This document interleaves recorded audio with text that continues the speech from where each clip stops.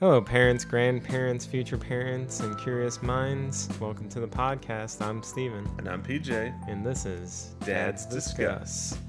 How's it going today, PJ? Going good, man. My allergies are bothering me a little bit, though, but it's okay because we're not doing video, so you can't see my eyes watering behind this mic. Oh, man, was that before you got here or after? Oh, definitely after. Oh, no. It's all right. All the cats must be playing in your chair, I guess. Yep. Oh, well, that has nothing to do with today's topic, so I don't know how to segue, but hopefully you feel good while we talk about technology and social media in the house.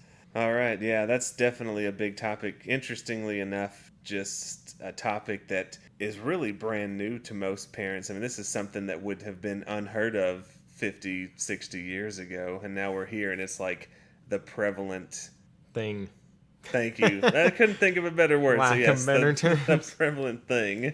That is a good point. I didn't think about that. You can't really reach back to another generation and say, hey, what did you do when your kids picked up a smartphone? By the time I guess we were the first generation that picked up that smartphone, and by that time we were already past 18 and our parents didn't really have much control over us at that time. Yeah, that's very true. I remember I didn't get a quote-unquote smartphone, until after I had graduated high school. The first phone I had was just like the generic flip phone that I don't even think had a camera on it. Yeah, I didn't have one until I could pay for it. Okay. So that was post-college. You didn't have a cell phone in college? I didn't have a smartphone. Oh, okay. Yeah, I had a cell phone because you got to stay in contact, even though I don't know how. I guess parents didn't care once you went off to college before us. Yeah, you had landlines back then. Yeah, that's it. I do remember one of our friends getting the first iPhone and bragging about it all through college. I remember one of our friends had a BlackBerry too. Oh, yeah. So yeah, media and technology for our children is certainly different than any generation of the past, with tablets, in my opinion, being like the main one. I feel like most of our generation who has kids has probably either exposed their children to a tablet if they haven't already provided them one. Yeah, that's true. We have a tablet, but we try and limit it to long drives, right? And just watching things. Okay. But getting into, the parenting side of things, we do try to put hour limits and things on it. Like when we were just upstairs before recording, one of the kids is down for a nap with Mama Bear, but I had to tell her to turn off the TV and go hang out with them or take a nap herself. Yep. Because we were coming down here. Yeah, it's definitely easy. I can see them not really getting sucked into it, but foregoing, necessary sleep schedules just due to being attached to the electronic device they're on at the time. Yeah, and getting just sucked into a world that may or may not be appropriate, right? And then we had interesting experience at Mass this morning where a kid was sitting in the cry room by himself. I guess a parent walked off with the baby, and he was just sitting there playing games on his phone during church in the cry room.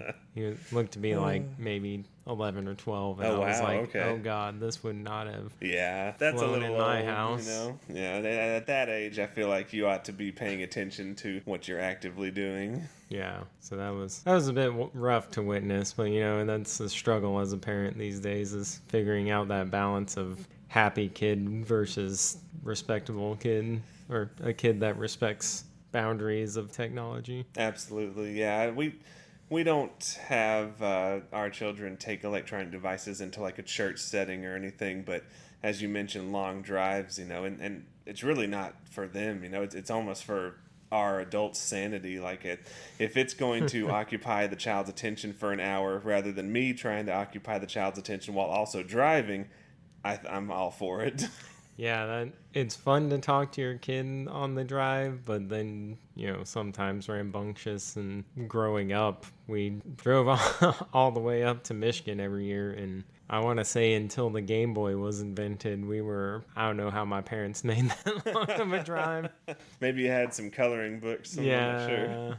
Once the Game Boy was invented, most of us were pretty good, except for myself, who liked to still bug people, but especially after the batteries died. Then you're in a tight spot. The Game Boy is an interesting concept because it didn't have the access to the internet. So while we grew up and had access to technology, it was kind of limited, if you will.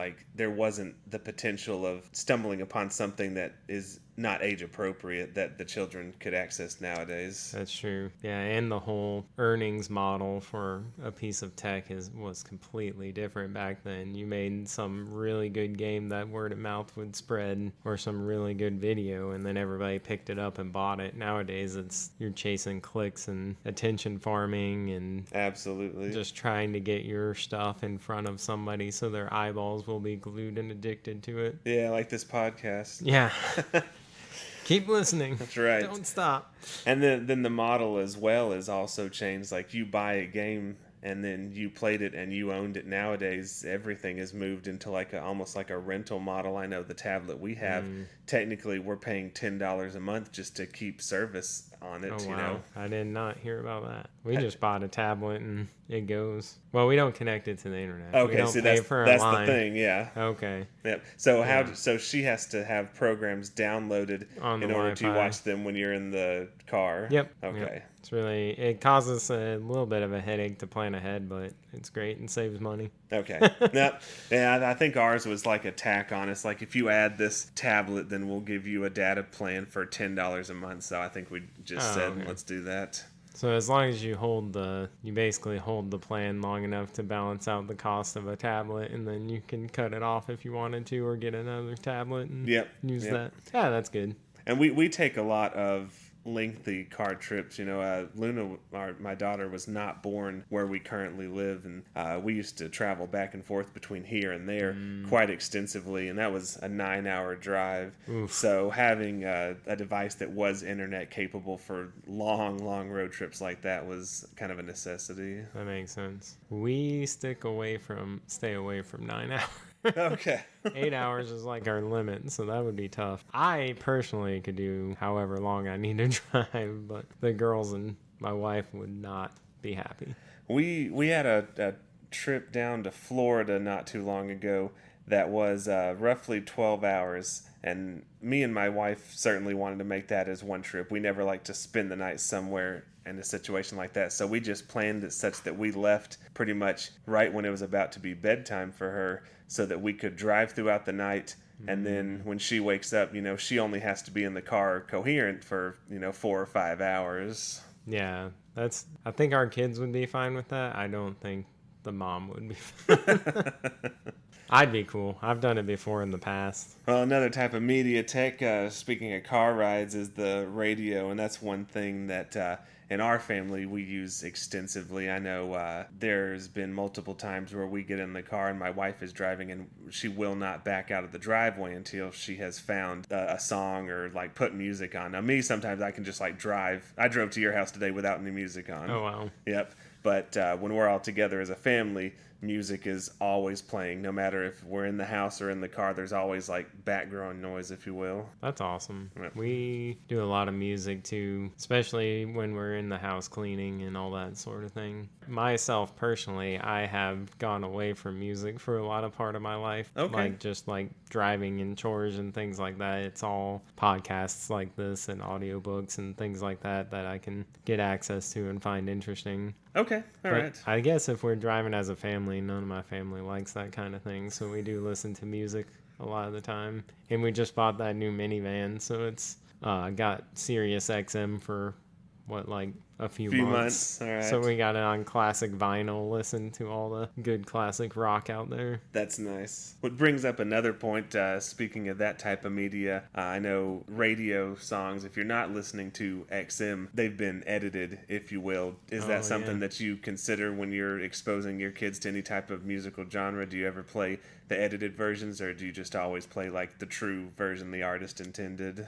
Whatever's available. Okay. If I know the song, I make a beep.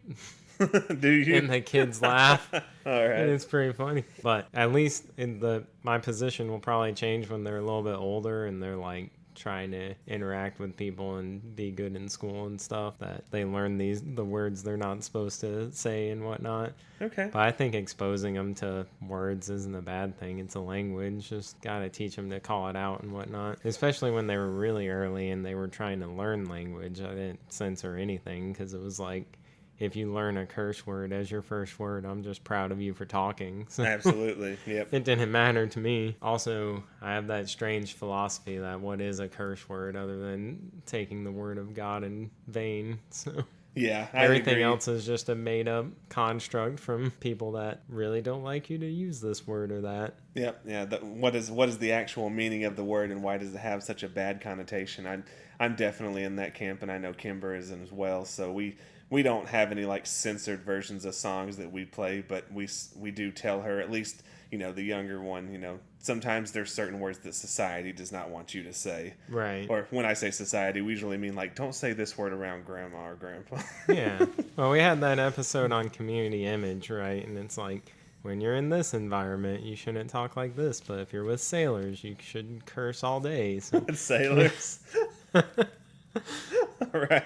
Well, yeah, that's a good point. Although sometimes, if I'm looking for it and I know an artist has done a censored version and it's actually better than the explicit version, I'll go listen to that. Okay. There's very few of those out there, but some of them are even funny where they put like a silly word in that doesn't make any sense. Yeah, that makes Those sense. those are pretty good. Yeah, so I'd say that the tablet or just anything that has internet access is probably the one to be the most concerned about if you're going to be concerned about technology with your children. Oh, I'm more concerned about handing them my phone these days. I'll give them my phone to watch like Bluey or something, and then they somehow find their way to one of the maybe Discord servers I'm an admin of. Oh, yeah. This podcast webpage, and I'm like, stop. Nope. Don't put out some weird. Catherine is like, oh, just let them have it. It'll be really funny if they like type XYZ into a random chat or something. Oh my gosh. I'm like, no, what if they like delete a user? Yep. That's really ruin someone's day. A big concern. I know I work from home, and Luna always wants to come downstairs and see me occasionally, and sometimes she'll say that she wants to quote unquote work with me. Now I let her sit on my lap, but I have a wireless keyboard and mouse, and I turn the keyboard off. That way, while she's down there, if she presses a button or two, nothing happens. Oh, nice. Yeah. Smart. Gotta protect your work, that's for sure. That's right. I do not have any of those experiences since I work out of the house. Although the occasional yearly trip to my office where we have an open house at Christmas time, she'll come in. Last time she came around Christmas, the oldest was like, Daddy works with robots. And she was like pointing to the desktop computer, calling it a robot. Nice. It was a good time. That's one thing I love to see, though, is their curiosity and understanding of the world and technology. It amazes me when she says words in proper context that I can't remember ever saying before. But it amazes me even more, like her understanding of how to operate the tablet. She knows which apps control what. She knows, how to manipulate things. She knows how to use a remote control. And that's stuff that I don't remember teaching her. They just like pick up on it, and it seems very intuitive to them. Yeah, our youngest is like already swiping and zooming in and stuff, and it's like, wait, what? Yeah, like this is not something I taught you, but like you have figured it out. It's like, all right, time to sit down and learn some C++. Yeah, there you go. Put these skills to use. It is ingrained in their lesson plans too, because the oldest started pre-K. I'm sure yours starts soon. I think September 3rd. Here I go again, dating the podcast. So. But the oldest in her curriculum, starting pre-K, does have minor concepts about programming and stuff, which is insane. That's amazing. That it's already embedded at that sort of deep level or early level of education, which is cool. So maybe when she comes home, she'll tell me about it and we can talk about it. And I think that's good just because that's the way society is moving towards. They don't really issue textbooks to school children anymore like they issue Chromebooks. So having that understanding of manipulation of computers or tablets is going to be needed, as kids just aren't going to be using pencils and paper as much anymore. Yeah, and they'll be using Neuralink and... Eventually, yes, I agree. But no, I just, and still will be this year, helping my son with his homework, and I can probably count on one hand the amount of times his assignment was to have to physically use pencil and paper. It was all electronic forms of media. So them having that skill set early on will definitely be needed, as that's just the way school and eventually their jobs will be as well. Yeah, it's just way advanced from what we can think of. Yep. And by the time your youngest and my oldest get to high school, it'll be vastly different with the curve of technology going up, up, up. I would think so, which this may be a tangent, but I am curious to hear your thoughts as someone who does work on the software side of things. It feels like most of the stuff nowadays is moving towards like touchscreen and application style of interfaces. Do you foresee computers with mouse and keyboards not being the main form of input devices in the future? That requires some thought. Good thing I can edit out the silence there. Okay. Like every good technology, you end up making something else obsolete. Would there be a disruptive technology that would eliminate a keyboard? I would say yes, with given enough time. But I could see it going from our feedback keyboards that we have today to more of an AR, augmented reality keyboard in front of you. So there's no physical device anymore. Okay. Changing to something somebody comes up with beyond me. I don't know what would be the step past that, whether it's the Neuralink can just read some of your synopsis and type and or look at a program and blink twice and that's what opens. Yeah. One thing I've noticed from working with my children who are older is they do not use mice or touchpads in the way that our generation used to, because almost everything nowadays is touchscreen. Yeah. And they're just scrolling, zooming, pressing with their hands.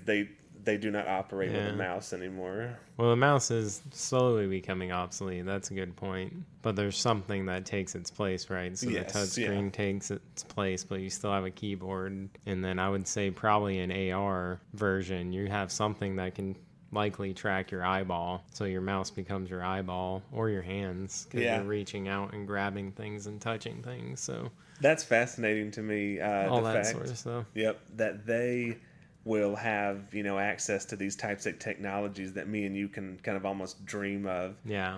But watching them grow into the understanding and knowledge of how to operate them, I really do enjoy. It's one of the fun aspects of being a parent. I agree. The thing I worry about as a technologist / programmer is a generation that doesn't understand the underpinnings, kind of like how we have kids that went through and didn't understand how a combustion engine works or how to change oil and stuff. The same thing's going to happen with technology and coding and things like that, because all the new workforce coming in, I, as a manager, see a lot of them not understand how to jump into the deeper levels of programming and affect things that, like the operating system level or even a base programming level with threads and things like that, because technology keeps building upon ways to make it easier to create things, but then you start losing some of that sub-layering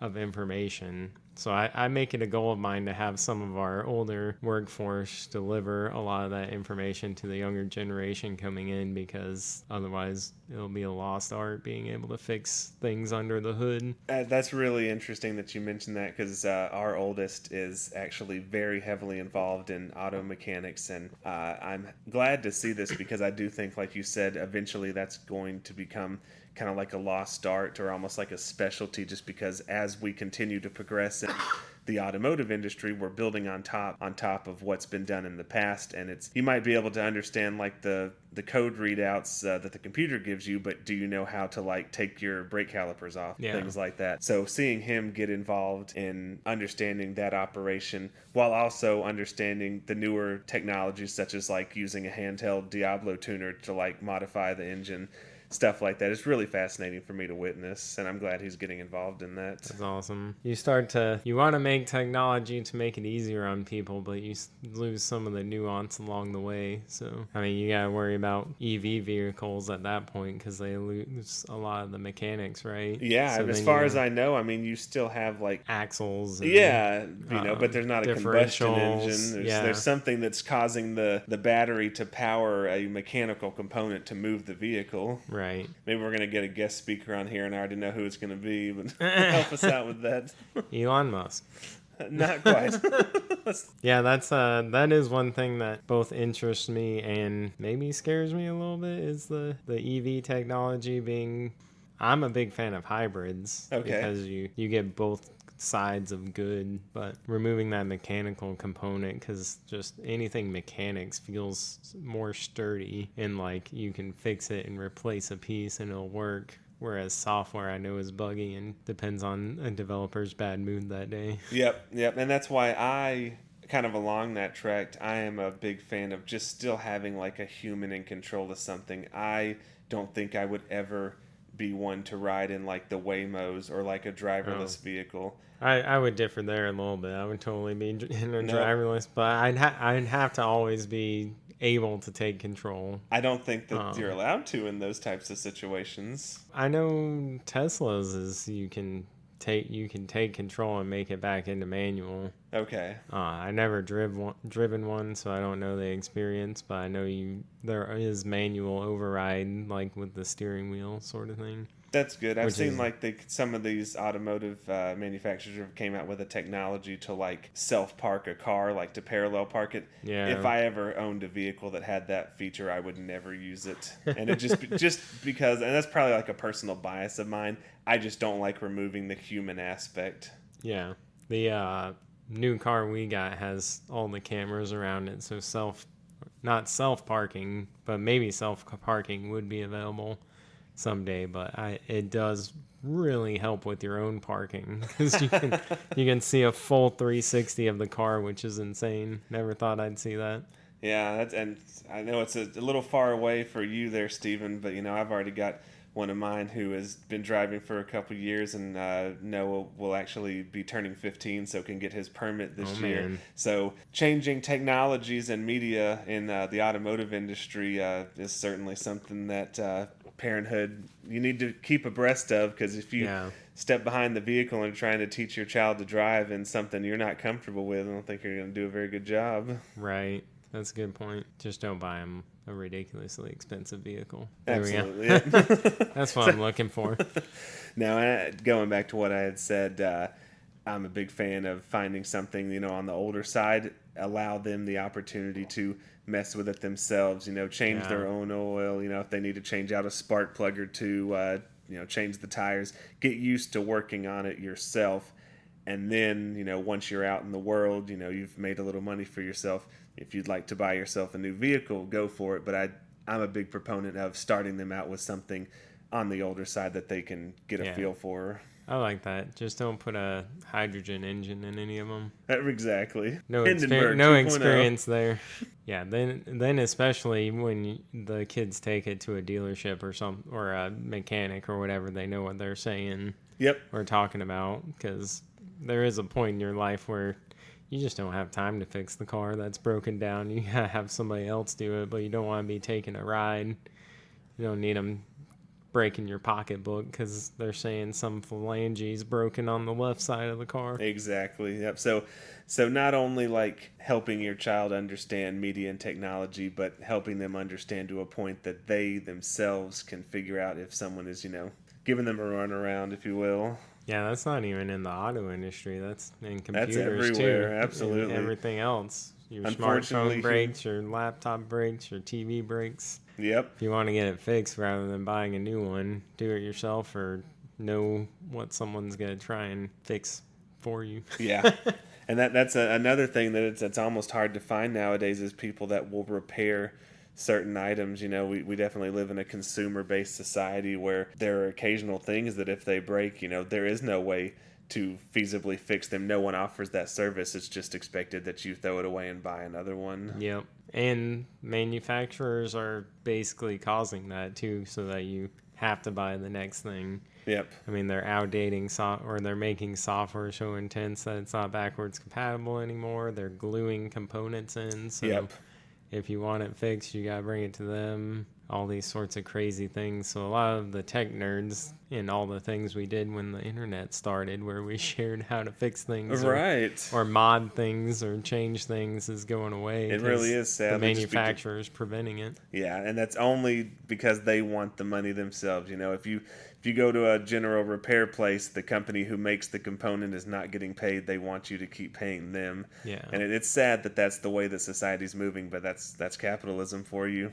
Yep. Look at the video game industry with microtransactions. That was unheard of when we were young, and now it's commonplace. So disgusting. It is. Can't play a game with it. It's awful. There are a few things that they've done that is really cool, that they've, what does make it harder to modify and do better, does make it more efficient on a technology level and things like that. But most of it's greed. Oh, yeah. I mean, there are where there's a few cool things, a lot of it's greed too. So that's fun. We talked a lot about the dark side of like social media and stuff at the beginning, but there is technology and things like that have been good, but there's a lot of negative on like social media in particular that you talked about avoiding for your kids. What good things have you seen any good things come out of it in particular, especially with having older children? Yeah, I can't really say per se for my youngest because she doesn't have any social media presence, right. And I don't really limit any of my children in terms of stuff like that, but I don't limit any social media interaction between my two older boys, but both of them are in high school age and beyond. Yeah. But for Luna, in my opinion, she's just too young to have any access to that. So it's not a limitation, more of just like you don't need that, so you're not going to have it. Yeah. But some positives that I've seen is that Noah, who has really gotten into guitar, makes TikTok videos and Snapchat videos of him playing the guitar, getting his presence known to people outside of his friend group. People all around the world can, watch him and see him like playing. And I think that's really good. It's just kind of like this podcast, no one knows who we are, but if we do this podcast and people enjoy listening to us, we're getting our voice or our brand out there, if you will.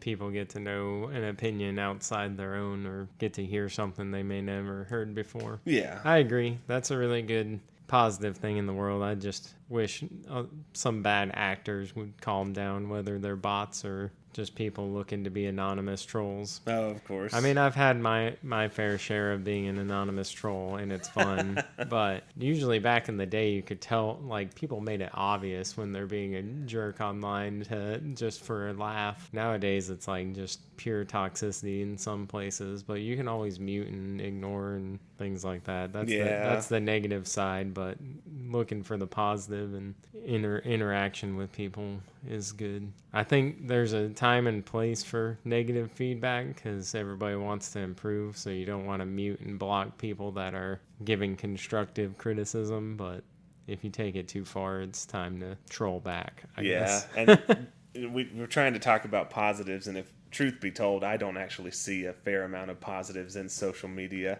I always keep going back to the negatives. One of the things that bothers me is just like the censorship aspect. You really, there's not a freedom of speech online anymore. And if whoever is adminning that particular forum, Facebook page, anything like that, if they don't like what you say, they're just going to literally delete your comment and remove you. So we're becoming way too censored, if you will, in my opinion. Like, you're just not allowed to say what you want. And you brought up Musk as a good point. He basically has taken over an entire platform and is censoring people if they don't hold his viewpoints. He claims it's a free speech platform but now. It's obviously the opposite. You definitely see a lot of, But the good thing is, if you want to be heard, there are places on the internet that's not going to stop you. I mean, there's a lot of tricks, but I guess that comes with being tech savvy. You're not going to get a public nationwide or worldwide audience if you are on those areas of the web. Yeah.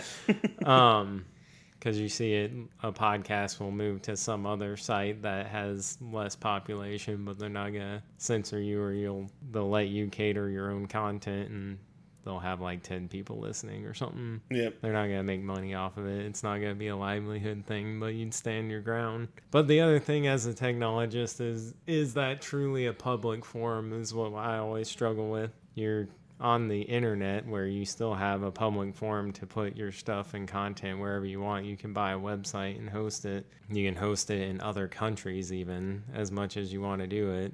Whoever has the same speech that you want to portray. Why would you say the internet's not just the public area and these shell social media sites are just subsections that they can censor whatever they want? Yeah. Sort of thing.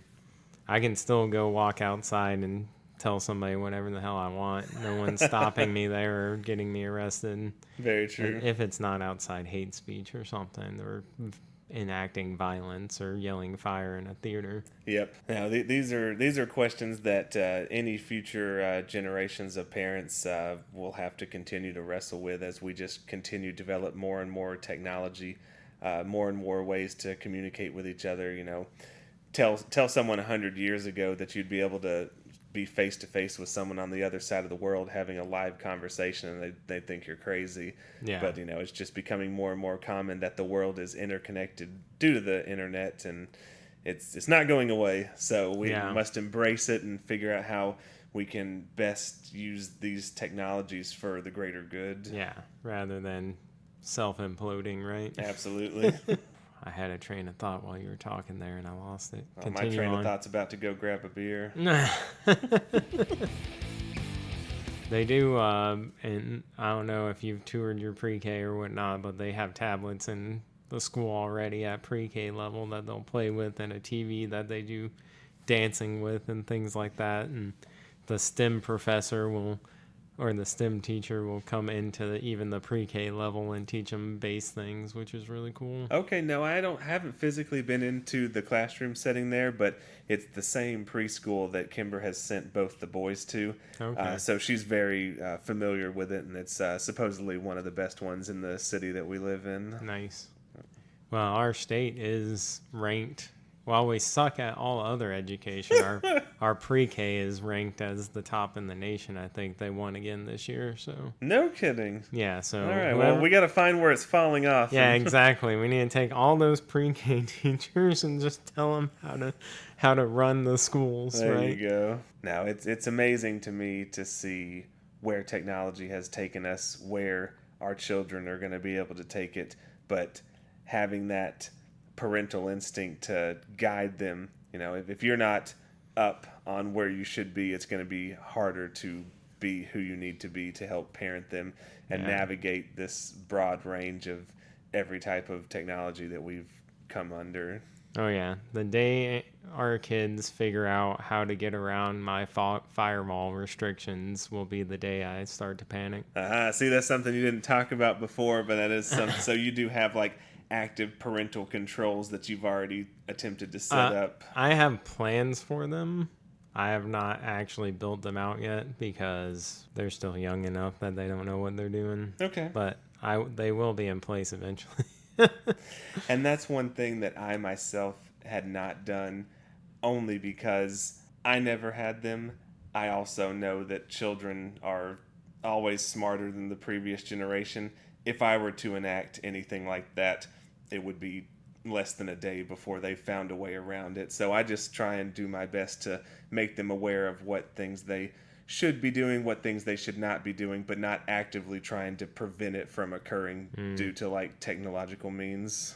I have obviously you're way ahead of me on parenting because you got older ones, but I have the philosophy I have at work, which is create as restrictive of an environment on my users as possible. And then when they ask questions, break apart those layers to make things more accessible as we talk about them so that they know how it can affect the system and break it and things like that. So we build our software to where it's very robust and limiting on the user. And if they're like, hey, I want this feature that does this, I can be like, well, that's going to cause this and this and this. Are you okay with that? If so, I'll unrestrict it and things like that. Okay. So that lesson I've taken from the professional world, I think I would bring into the home and put those firewalls up and they say, hey, what's this website? I figured out how to look at your firewall protocols. And first I'll be like, what? And then second, I'll be like, good job. Yeah, that one's blocked because ABC. That one's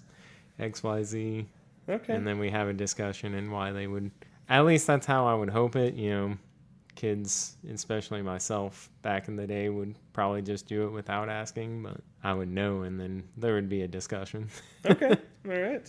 Yeah, so there's no one right way to parent. Oh, yeah. I hope anyone who listens to our podcast takes that away. This is just dads discussing. Oh, yeah. And there's always a certain level of trust between you and your kid, or really you and anyone else in the world. So Oh, yeah. I can see a world where I'd be like, hey, here's this your first foray into technology. I trust you with this. If you have questions, come to me. I'll answer them best I can. You may figure out things I don't even know. Come teach me, things like that, rather than just shying away from it and causing all sorts of pent-up animosity and things like that. Yeah. One thing you don't want is to have them resent things that you do. You want to have that relationship with them. So hopefully, you always continue to have that. If that's you showing them a new piece of technology, or them, helping you understand something that they figured out that you hadn't, you hope to continue that indefinitely. Yeah. Well, you got anything else for us, or are you good? No, I think we're good. I really appreciate everyone taking their time to listen. If you have anything you'd like to add, or anything you'd like to say on top of what we've already discussed, please feel to reach out to us on our socials. Excellent. Thanks for listening to Dads Discuss. Please like and subscribe wherever you are listening. Also, comment any topics you would like us to discuss and share this with your friends and family. Finally, if you would like to be on the podcast or discuss any topics, please reach out via our contact information below.